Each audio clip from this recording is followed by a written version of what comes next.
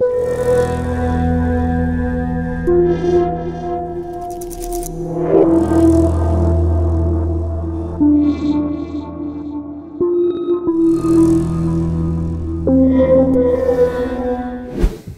prijatelji, večeras ćemo na vaš zahtev obraditi jedan slučaj koji se desio 2012. godine u Zagrebu i uznemirio je čitavu Hrvatsku, a bogami i region. Taj slučaj još uvek nije rešen. I večeras ćemo pokušati ne samo da se podsjetimo na isti, nego da, ako možemo, i pronađemo neko rešenje šta bi moglo da stoji iza svega ovoga. A radi se zapravo o ubistvu Hrvoja Turibaka. A ko je bio Hrvoje Turibak? Hrvoje je rođen 7.6.1988. godine u Zagrebu, od oca Ivana i majke Lidije. Takođe je imao i mlađeg brata Tomislava, rođenog 1990. godine. Ova porodica je živela u naselju Špansko u Zagrebu, u ulici Drage Gervajsa. Inače, ovo je naselje, odnosno ovaj kvart u Zagrebu je poznat kao radničko naselje. Otprilike kao što je u Beogradu Karaburma ili recimo braća Jerković. Jednom rečju, tamo živi pošteni svet. Ovde je Hrvoje završio osnovnu školu da bi kasnije upisao čuvenu Zagrebačku gimnaziju. I u osnovnoj školi, a kasnije i u gimnaziji, bio je najbolji đak. Isticao se ne samo dobrim ocenama, već i sportskim rezultatima. Ovaj dečko je od najranije mladosti, znači od najranijeg detinjstva, počeo da se bavi pre svega nogometom, odnosno malim fudbalom. A inače, njegova obsesija u sportu bilo je veslanje. Ovaj dečko je učestvovao u dvojcu i u četvercu i to je spadao u sam vrh ovog sporta. Svi su u Zagrebu govorili kako će ovaj momak jednog dana postati reprezentativac Republike Hrvatske u ovom sportu. I on je to isto očekivao. I vredno je i uporno trenirao. Voleo je da bude najlepši i da se o njemu sve najlepše govori. Ovaj momak je bio jako lep, zgodan mladić i naočit. Bio je visok oko 1,90 m, bio je baš sportski građen i uvek je bio primećen. Ne samo od devojaka, nego od sviju kada uđe negdje, da li u neki kafe ili u neku biblioteku. Jednostavno je plenio svojom pojavom. Takođe, ovaj momak je jako vodio računa o svom oblačenju. Znači, ono što bi obukao, to je moralo da bude sve po PS-u i po ukusu. Ako je to sportska garderoba, to je moralo sve da se slaže da bude onako in ili u trendu. Ako je to recimo džins, to je moralo tačno da se zna da to bude koji kaiš ide na te pantalone, koja košulja i jakna ide uz to. Jednostavno, on se ponašao u jednom trenutku kao da je maneken. I tako je i izgledao, bogami. Bio je pravi manekenski tip. Te 2012. godine u modi među lepim momcima bilo je baš da nose lepe košulje, sakoe, na farmerke i na dobre, znači firmirane patike. Ovaj momak je bio momak sa stilom. Ako bi nosio naočare, to su morale da budu one prave mangupske in naočare. Hrvoje je po završenoj, znači srednjoj školi, upisao građevinski fakultet i uspešno je sa najboljim ocenama davao sve ispite i ostao mu je samo diplomski rad koji je trebao da završi te 2012. godine. Posebno su ga interesovale nove tehnologije u građevinarstvu, znači pametne kuće, solarna energija i samoodržive kuće. On je maštao da se time bavi kada, znači, završi fakultet i kada bude počeo da radi za neku kompaniju. Kako se on nadao, neku stranu kompaniju. Ali je maštao o tome da ostane u svom rodnom Zagrebu. I on je maštao o tome kako će svojom aktivnošću i radom ulepšati svoj voljeni Zagreb i da će doprineti tome da i njegovo naselje Špansko jednog dana postati naselje sa solarnim panelima i sa sopstvenim sistemima za prečišćavanje voda. Ovaj mladić je bio dečko sa vizijom i zato su ga svi obožavali u društvu. Njega su voleli svi profesori sa fakulteta, voleli su ga svi njegovi, prijatelji iz sportskog kluba za koji je veslao, voleli su ga svi u kraju, a posebno kada bi otišao na Jarun, bez obzira kojim sportom bi se bavio, da li je to veslanje ili mali fudbal, ljudi su se okupljali da bi ga posmatrali kako on sa uživanjem i velikim, zalaganjem doprinosi pobedi svog tima. Bio je dečko od pobede. I svi su očekivali da je pred ovim momkom svetla budućnost. I njegovi roditelji su to od njega očekivali i sa velikim nestrpljenjem su čekali da on položi diplomski rad i da dobije diplomu. Došao je i njegov rođendan 7.6.2012. godine. On je tada kupio jedno svečano odelo sa svojim drugarima. Svi su zajedno kupovali ta odela, ne samo zbog njegovog rođendana, već, kako je rekao, ide i period naših diplomskih radova i diplomskih proslava. I na kraju krajeva tako se to počelo i dešavati. Jedan za drugim iz te njegove ekipe drugova počeli su da polažu diplomske radove i da slave svoje diplome. I on je malte ne 2 puta mesečno odlazio na neku od tih proslava. I došao je i 6.7., petak na subotu. On je trebao da bude kod svog druga na proslavi njegovog diplomskog rada. Obukao je svoje svečano odelo i otišao je u naznačeni klub. Tamo su ostali malte ne do samog jutra, odnosno do 4-5 časova ujutru.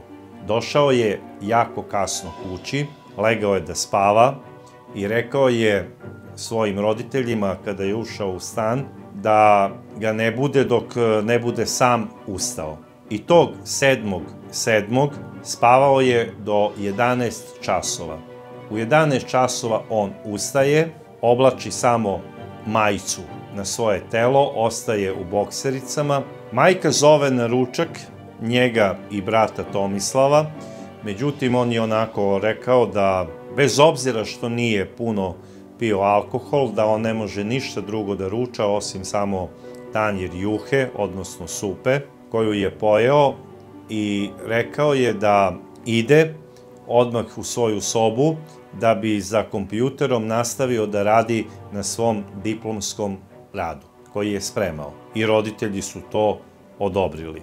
Brat Tomislav, koji je inače bio 2 godine mlađi, kao što sam rekao, on je obožavao svog brata Hrvoja i on mu je bio uzor i u neku ruku i idol. Voleo je da priča kako ima brata koji je najlepši, koji ima manekenski stav, zapažen u svim, prilikama i najbolji je student.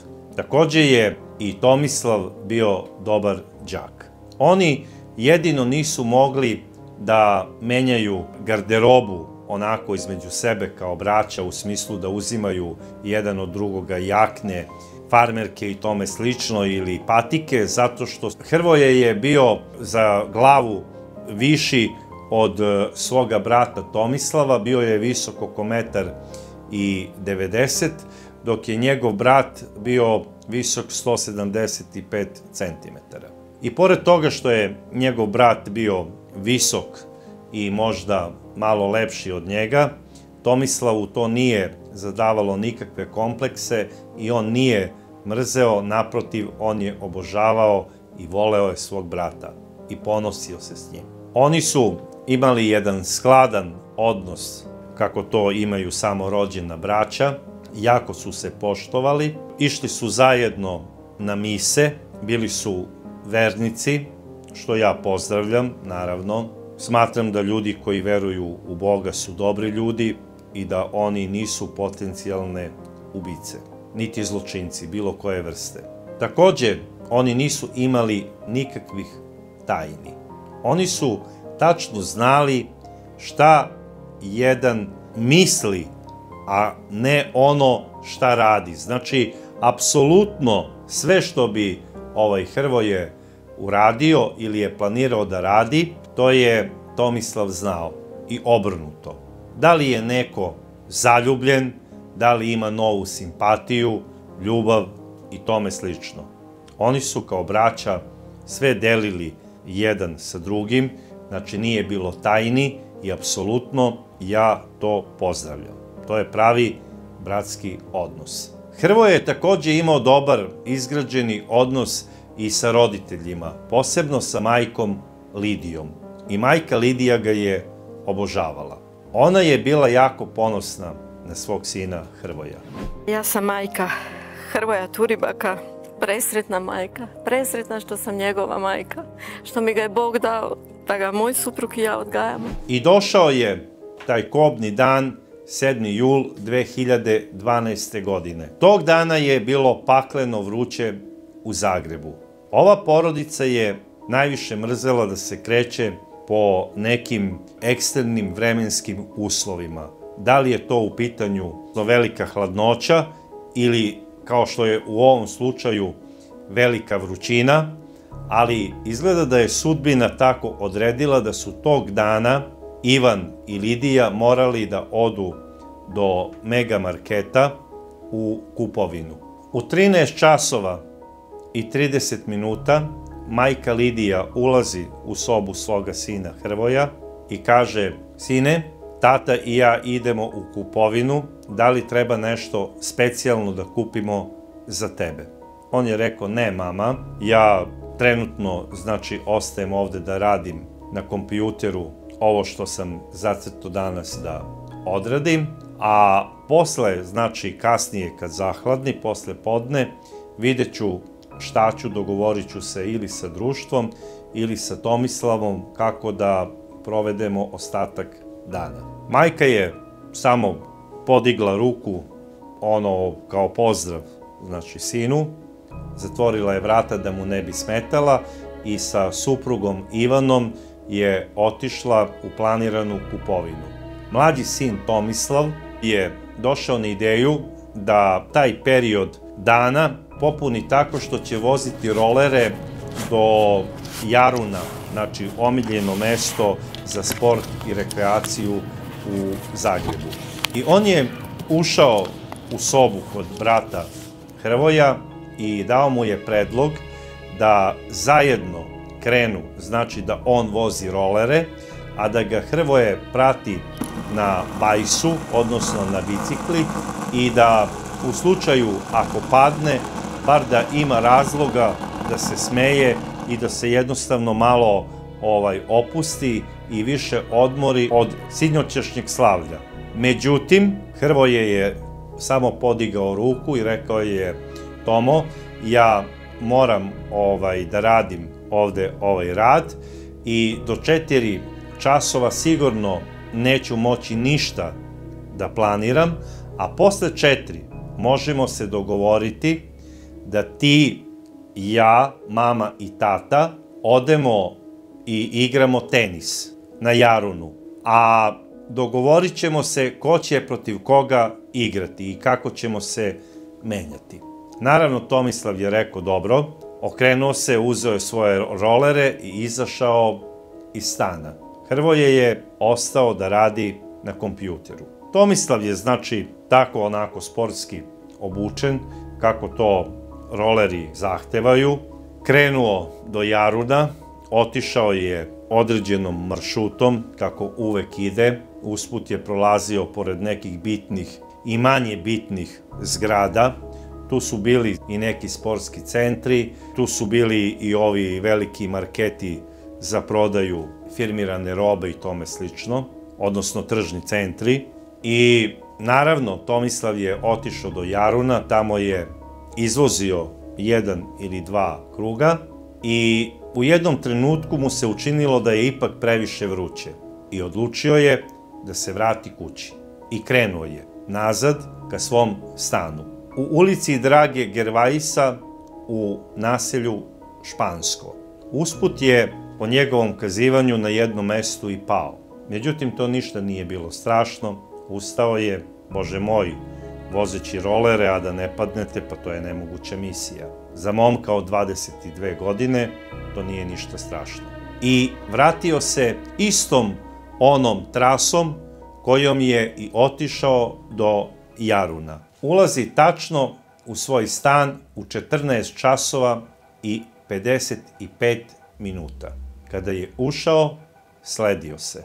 Video je odmah gomilu razbacanih stvari po kući, kao da je bilo neke borbe. Takođe je video tragove krvi, odnosno veliku loku krvi koja je bila na sredini dnevnog boravka i bila su otvorena vrata od sobe njegovog brata.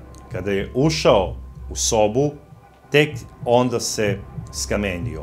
Hrvoje je ležao potrbuške na podu, raširenih ruku i nogu. Na sebi je imao krvavu majicu i bokserice, na kojima je isto bilo tragova krvi koja se slila niz leđa. Tomislav je odmah otrčao do komšiluka i prosto je jedva izgovorio svom susedu da pozove 192, odnosno dežurnu policijsku upravu grada Zagreba i da prijavi da je neko ubio njegovog brata. I od tog trenutka počinje misterija koja traje i do današnjeg dana. Zapravo, šta se to tačno desilo i šta je to policija pronašla po dolasku u stan porodice Turibak. Mladi Hrvoje Turibak, star samo 24 godine, bio je mrtav u svom stanu. U međuvremenu došli su i roditelji. Otac Ivan i majka Lidija bili su skamenjeni od užasa i bola. Ne, kad su mi rekli što se dogodilo, ne, ja nisam vjerovala, ja sam mislila da nekome nije pozivno. Tu je bila prisutna i hitna pomoć koja je istima dala sredstvo za smirenje, što je i normalno. Jednostavno, kad sam video Hrvoja,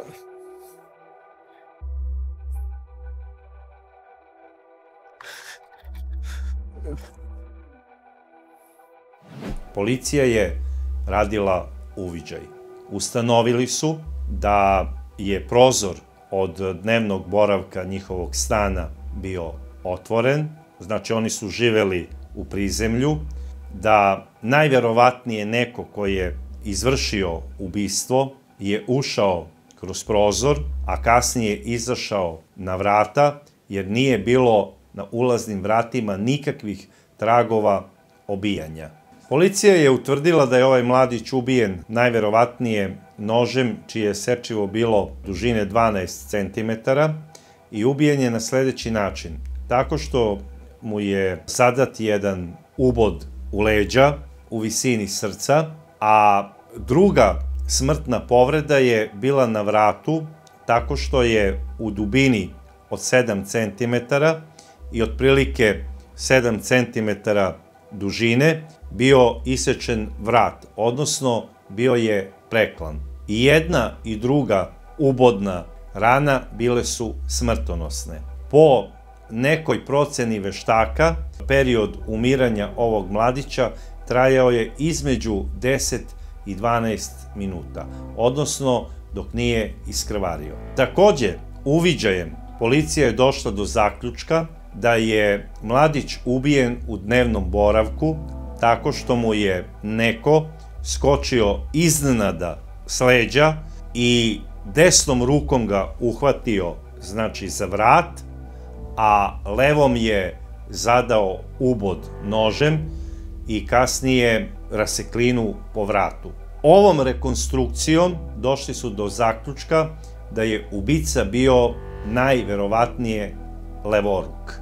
I jedno što je sigurno, ubistvo se desilo između 13 časova i 30 minuta i 14 časova i 50 minuta kada je ovaj slučaj i prijavljen zagrebačkoj policiji. Daljim pregledom mladićevog tela došli su do zaključka da je on imao odbrambene povrede po rukama, a ispod noktiju je bilo tkivo nečije kože. Znači da se on branio i grebanjem.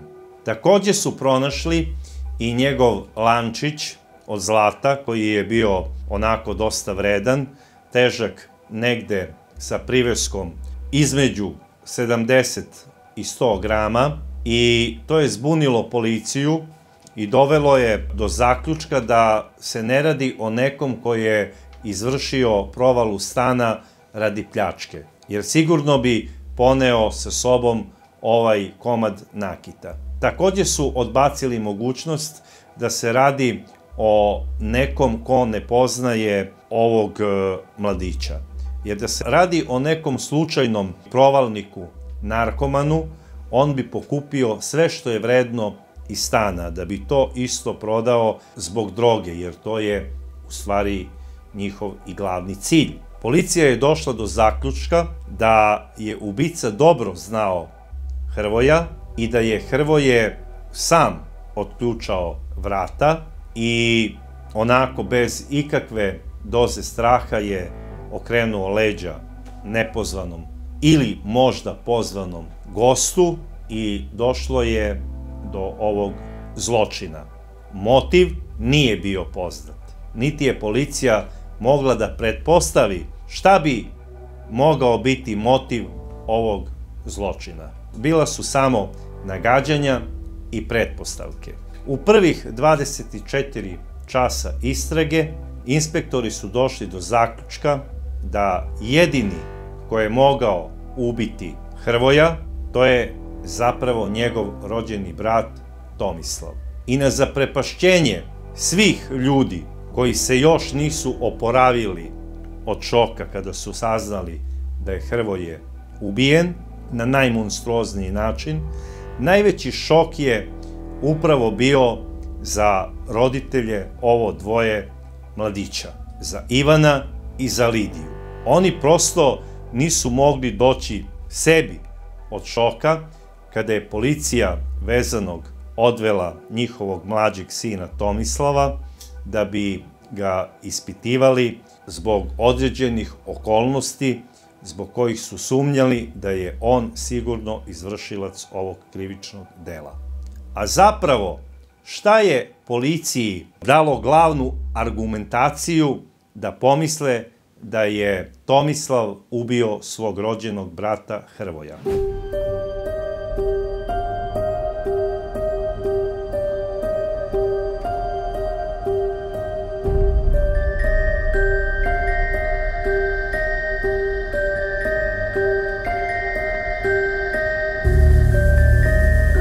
Razlog broj 1. Nema tragova provale na ulaznim vratima. Naime, ova porodica Turibak je imala specijalna ulazna vrata. Isto je i ispred ulaznih vrata bila postavljena posebna varijanta protiv provalnih vrata, odnosno rešetaka koje su mogle samo da se otvore iznutra putem interfona ili ključem. Međutim, pošto ova vrata rade elektronski i na magnet, mogu da se otvore i bankomat karticom, recimo, ili ličnom kartom. Samo se provuče između i dođe do otvaranja. Jer dovoljno je samo da dođe do prekida spoja između magneta. I tako se često provalnici koriste tim trikom i mogu da otvore ova vrata. Međutim, ja mislim da u ovom slučaju ova vrata nisu na taj način otvorena, već da je Hrvoje nekome s namerom otvorio stan da uđe u isti, jer su se najverovatnije dosta dobro znali. Razlog broj 2. Policija prilikom uviđaja je ustanovila da u stanu nije bilo više od 2 osobe kada se desio ovaj zločin. Zapravo, ustanovili su da je bio samo ubica i žrtva. policija je prilikom uviđaja utvrdila da osim članova porodice nije bilo neke druge osobe. Znači nije bilo tragova niti papilarnih linija, niti bilo čega što bi ukazalo da je neko bio tu prisutan, a da nije član porodice. Razlog 3. Alibi Tomislava Turibaka za policiju je bio neuverljiv. Naime, oni nisu mogli da veruju da neko za tako kratko vreme može otići od naselja Špansko do Jaruna, da tamo izveze 2-3 kruga oko jezera i da se vrati. To je za njih bilo u smislu malte ne kao da je vozio automobil, a ne rolere. I rekli su, vreme koje ti navodiš kao alibi previše je kratko. Razlog broj 4, ubica je bio levoruk. Upravo kao što je i sam Tomislav bio levoruk. Razlog broj 5, lanac od zlata nije bio ukraden. Smatrali su da ako neko ko je došao sa strane, sigurno bi poneo ovaj lanac sa sobom. Ako ništa drugo, bar da deluje kao da je neko to uradio iz koristoljublja. Razlog broj 6, Tomislav Turibak je odbio poligrafsko testiranje. Prvo je naveo da to radi iz verskih razloga, a kasnije je rekao da nije zdravstveno sposoban da ide na poligraf, što je policiji još više unelo dozu sumnje da je on izvršilac ovog krivičnog dela. Razlog broj 7 je upravo to što je žrtva ispod svojih noktiju imala tragove nečijeg tkiva, odnosno kože, a Tomislav je na bedrima imao sumnjive ogrebotine za koje je istražiteljima objasnio i rekao je da su nastale usled njegovog pada sa rolera. Razlog broj 8, na njegovim rolerima bila je nečija krv. Tomislav je objasnio da je to njegova krv koja je nastala prilikom njegovog pada. Međutim, policiji je to bilo krajnje sumnjivo. Zato što je policiji rekao da je u predsoblju izuo rolere i da je navukao papuče i tek onda ušao u stan i pronašao je mrtvog brata.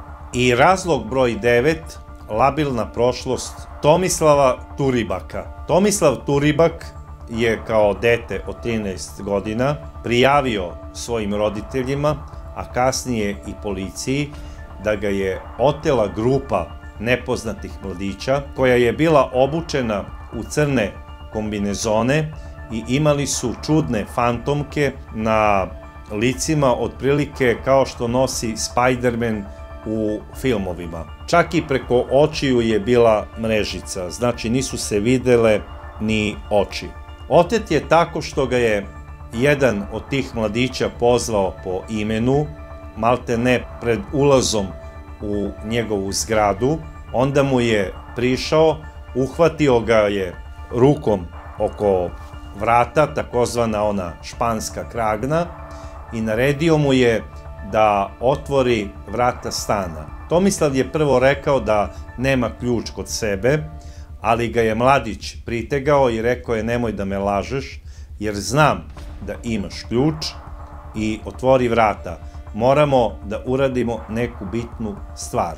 Cilj ulaska otmičara i Tomislava u njegov stan je bio upravo taj da bi ostavili njegov ranac koji nosi u školu zbog udžbenika, kako bi njegovi roditelji po povratku u Isti primetili, znači, ranac i bili bi sigurni da se Tomislav vratio iz škole i slučaj ne bi prijavili policiji. Navodno, po Tominoj priči, posle toga ga je nepoznati mladić nekoliko puta snažno zavrteo u krug kako bi ovaj izgubio orijentaciju, onda mu je stavio kapuljaču na glavu, izvukao ga je iz stana, stavio u automobil i odvezao sat vremena u nepoznatom pravcu. Kada mu je skinuta kapuljača, Tomislav je video ispred sebe 20-ak mladića u identičnim crnim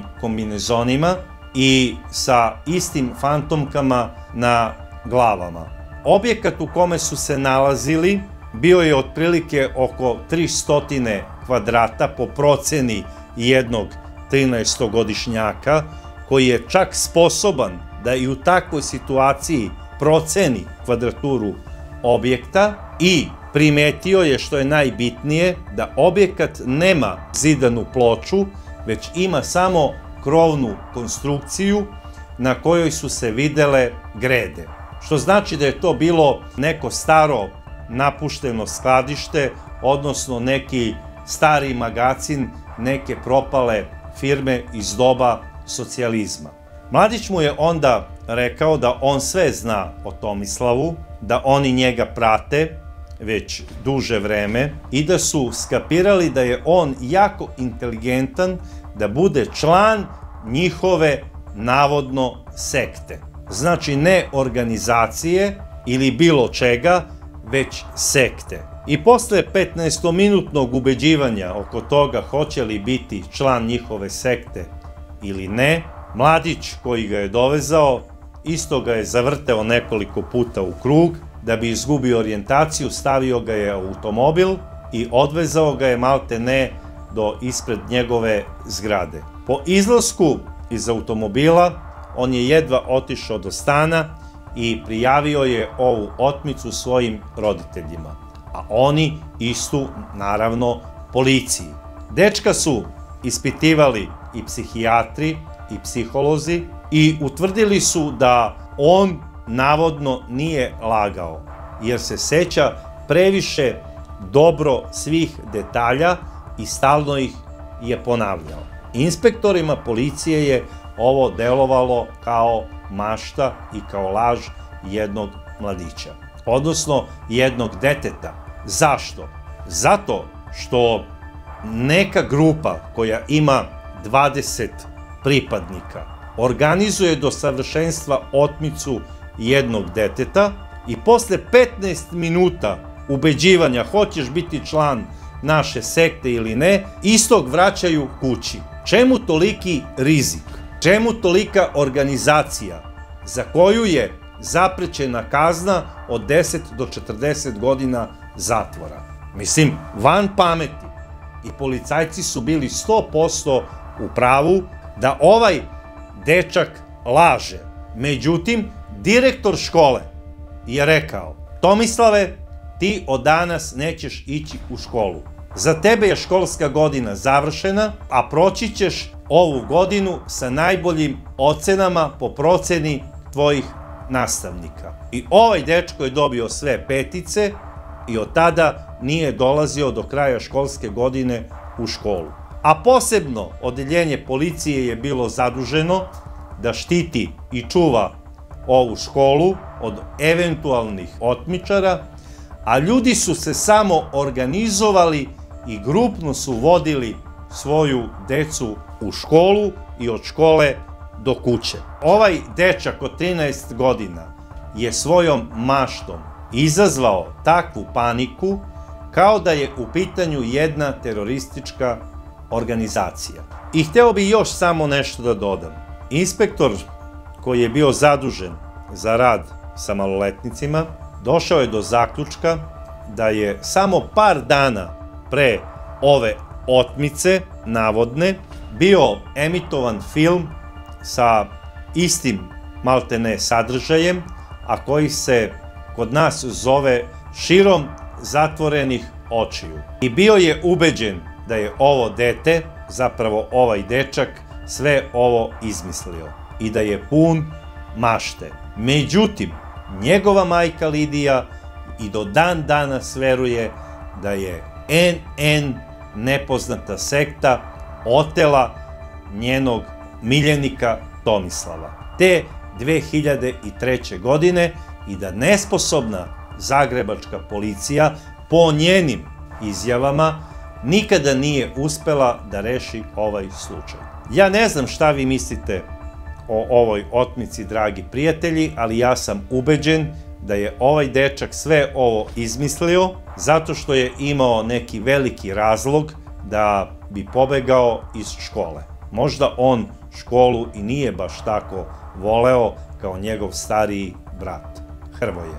I ja sam ubeđen da ako sada deca izmisle da je maltene u celom gradu postavljen eksploziv i da je samo trenutak kada će sve da odleti u vazduh i šalju mejlove školama, samo da ne bi bili prisutni na pismenom zadatku iz određenog predmeta za koji se nisu dobro pripremili, zašto ovaj mladić ne bi izmislio neku navodnu otmicu 2003. godine, kada se tada u regionu svako ko je nešto vredeo otimao iz nekog ovog ili onog razloga. Tako da ovaj dečko možda se smatrao vrlo bitnim i hteo je da i on bude otet i da ne ide jednostavno u školu, pošto na kraju krajeva i nije išao posle toga. I on je uspeo u svojoj nameri i dobio je željene ocene, a da nije radio ni jedan kontrolni ni pismeni do kraja školske godine. Međutim, to što je Tomislav 2003. godine izmislio ovaj događaj, to ne mora da znači da je on ubio i svoga brata. Jer ono 9 zašto je policija bila ubeđena da je on ubica, sada se pojavljuje i 3 zašto on nikako nije mogao da ubije svog brata.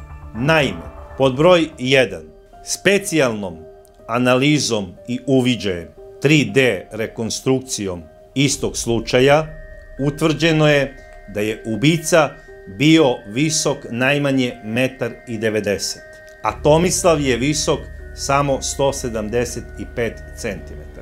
Pod broj 2, žrtva ispod noktiju je imala tragove nečijeg tkiva, odnosno kože, ali to nije bila Tomislavljeva koža, što je utvrđeno DNK analizom. Treći razlog je taj da je kamerama ustanovljeno kretanje Tomislava od stana do Jaruna i od Jaruna do stana. Isti je bio obučen u identičnu odeću.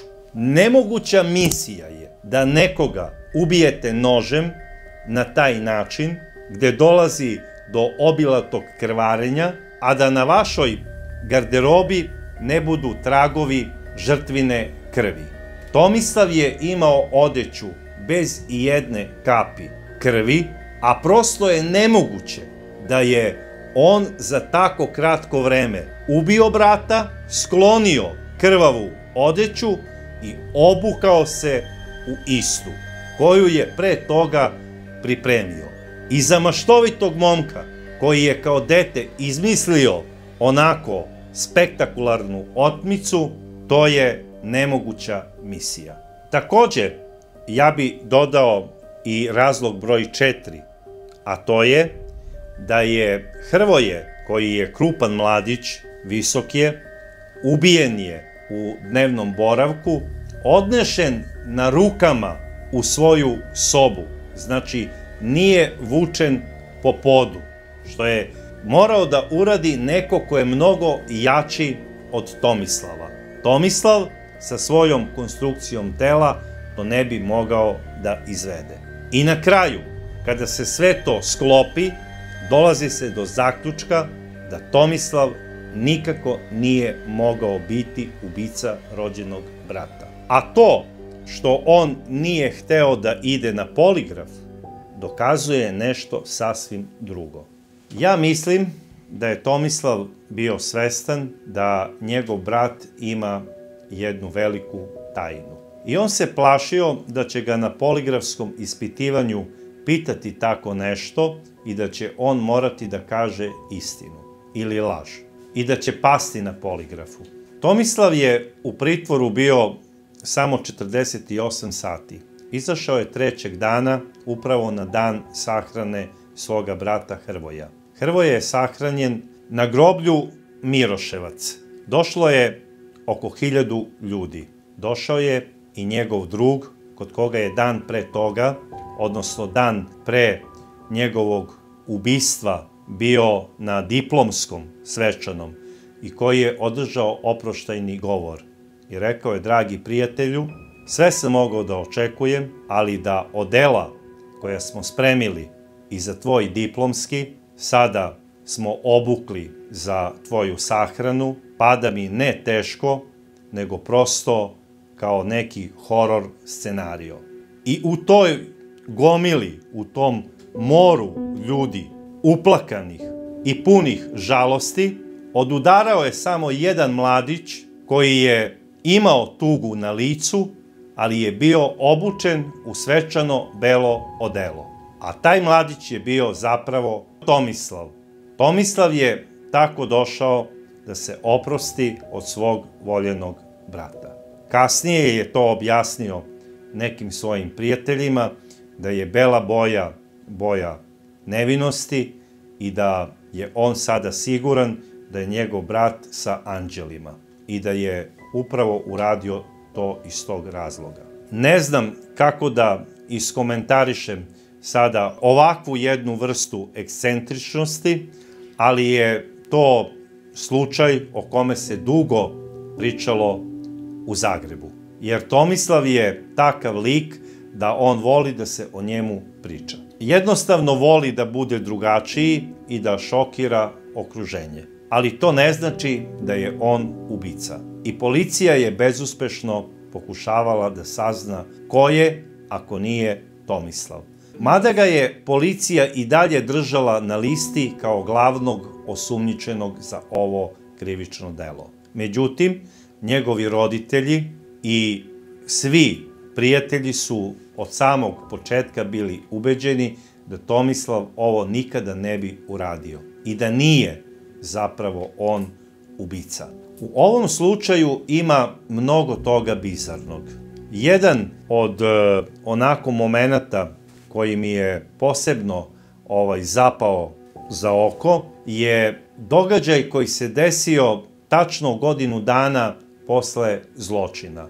Majka, koja sve vreme ubeđuje supruga Ivana da prodaju ovaj stan i da se isele iz njega jer ne može da živi u njemu, rešila je i smogla je snage da uđe posle godinu dana u Hrvojevu sobu i da je generalno pospremi. U tom spremanju iza jedne komode na kojoj su bile i Hrvojeve knjige između svega ostalog što se nalazilo u toj komodi, ona je između zida i komode pronašla Hrvojeve krvave traperice i krvavu žensku majicu.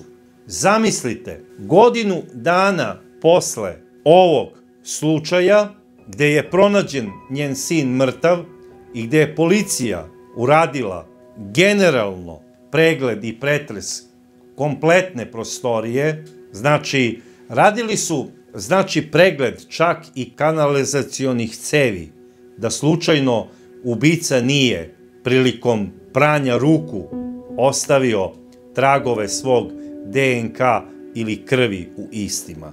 Međutim, ništa nisu pronašli.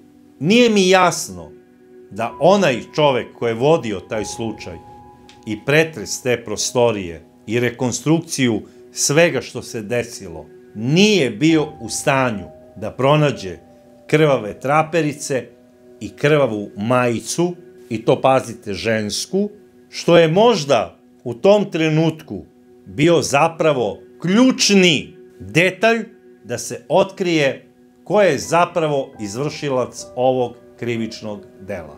Majka je te farmerke, odnosno traperice, i majicu stavila odmah u jednu kesu i odmah odnela inspektoru koji je vodio ovaj slučaj. Ne znam kako smo preživjeli i uopće ne znam kako živimo.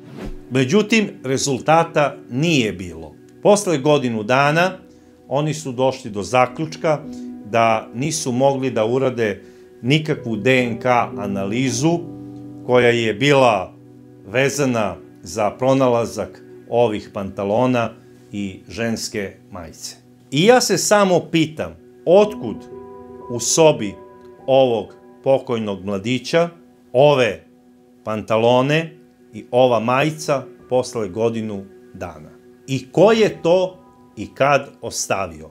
Jer je nemoguće da je to bilo u trenutku izvršenja krivičnog dela. Jer pre svega, koji ubica skida svoje pantalone i svoju majicu i stavlja je iza ormana u sobi gde je izvršio krivično delo? Zapravo ostavlja svoj potpis, svoj DNK. I koji bi mladić došao u trapericama pokojnog mladića, koje je možda pozajmio od istog, jer nije ništa neobično da drug drugu pozajmi pantalone. Ali, sada me čudi ta ženska majica. Da li se to radi o curi koja je uzela mladićeve pantalone? Nije ni to ništa neobično. Ali ta devojka, da bi njoj stajale Hrvojeve pantalone kako treba, morala je da bude visoka najmanje 1,85 m. A, boga mi, takve devojke je nemoguće ne primetiti u bilo kom gradu, pa makar to bio i Zagreb. Svi bi znali da Hrvoje ima devojku koja je malte ne njegove visine. Jer atraktivne devojke od 1,90 m ne mogu da budu neprimećene. Da li je to Zagreb, Beograd, Njujork, Milano, nebitno. To su devojke kada krenu, svi se okreću za njima. Ili je to možda bio mladić visine 1,90 m, jer tako je obdukcija ustanovila visinu ubice, ali je on možda voleo da nosi ženske majice. Malo neobična kombinacija, ali je moguća. Živimo u savremenim vremenima. Ništa nije nemoguće. I možda je upravo ta majica zapravo delić rešenja one tajne koju je Hrvoje imao i odneo u grob. Šta ja lično mislim razmišljajući dugo o ovom slučaju? Mi moramo najpre da se zapitamo da li su te krvave pantalone i ta krvava majica stavljene tog dana kada je Hrvoje ubijen, možda zato što je ubica morao da se presvuče, pa da ne šeta ulicom onako u krvavoj odeći, ili je to možda stavljeno mnogo kasnije, što je veća verovatnoća, jer prosto ne mogu da verujem da uviđajem isti predmeti nisu pronađeni. Ako je ova druga varijanta u pitanju, onda je to sigurno bio mladić koji je bio dobar drug Hrvoja Turibaka i dolazio je tu u taj stan više puta i uvek je najverovatnije primljen kao dobrodošao i rado viđen gost. Sigurno je izražavao veliku bol za gubitkom Hrvoja Turibaka i posebno je tu bol najverovatnije delio sa njegovom majkom i puno je sa njom sigurno i razgovarao. Zapravo, prosto sam ubeđen da je taj koji ima toliko hrabrosti da posle toga stavi određenu krvavu garderobu, odličan prijatelj ove porodice. Prijatelj po znacima navoda. I ubeđen sam da je njegova koža bila ispod noktiju pokojnog Hrvoja. Možda je baš na neki bitan datum, recimo rođendan Hrvojev, došao taj navodni prijatelj i rekao je: teta Lidija, mogu li ući u Hrvojevu sobu i da sedim na trenutak tamo da bi se setio nekih bitnih momenata i da to doživim na posebni način, jer puno mi je značio i hteo bi da se isplačem u njegovoj sobi. I naravno ona je rekla: dobro sine, idi do Hrvojeve sobe, i najverovatnije je ostala u dnevnom boravku da plače i da jeca za pokojnim sinom. A on je otišao u sobu, zatvorio vrata i iz torbe koju je imao kod sebe pod nekim izgovorom da nosi neke knjige ili ko zna šta, izvadio određene stvari i stavio iza komode. Zašto? To samo on zna. Najverovatnije možda i u pokušaju da navede policiju na pogrešan trag istrage i potrage za ubicom. jer nije dokazano da je krv na tim odevnim predmetima Hrvojeva krv. To može da bude i veštačka krv. Ko zna o čemu se radi. E sad, ko bi mogao da bude zapravo taj mladić? Šta je on značio Hrvoju i zašto bi ga on u stvari ubio? Možda su oni imali neku zajedničku tajnu. Možda je i on bio jedan od najboljih studenata građevinskog fakulteta. Možda je i on bio deo tima fudbalskog za koga je Hrvoje ponekad igrao i trenirao. Možda je i on veslao. Ko to zna? Možda još uvek vesla u veslačkom klubu. Hvala svima koji posjećuju Hrvojev grob. Najljepša hvala svima. Ono što jedino mogu da zaključim, to je da se radi o izuzetno jakom muškarcu, visokom. On je sportista, definitivno je znao da je Hrvoje ostao sam u stanu i Hrvoje je u nekom trenutku ranije pozajmio njemu svoje farmerice. Kakvu su tajnu delila ova dva mladića, osim garderobe, to su samo oni znali, jer niko ne izvršava ovakvo krivično delo bez nekog razloga. A jedan od tih razloga može upravo da bude i taj da se ta tajna nikad ne sazna. Jer ubistvo, ako niste povezani sa organizovanim kriminalom, može da se izvrši samo, znači, iz strasti, odnosno iz ljubavi, to jest ljubomore, ili da se spreči neko da nešto važno kaže. Ili kao osveta. Nema sada tu nekog četvrtog ili petog razloga. Ali mislim da još uvek nije sve izgubljeno. Jer policija još uvek ima kod sebe tragove DNK koji je pronađen ispod Hrvojevih noktiju u trenutku ovog krivičnog dela. I ubeđen sam da je to neko iz kruga 10 najboljih Hrvojevih prijatelja. I mislim da ih policija pozove i da im svima uzme uzorke DNK. Jer sam ubeđen da jedino na taj način može da se dođe do ubice. Žalosno je pre svega što je ovaj mladić na ovaj način ovako završio svoj život.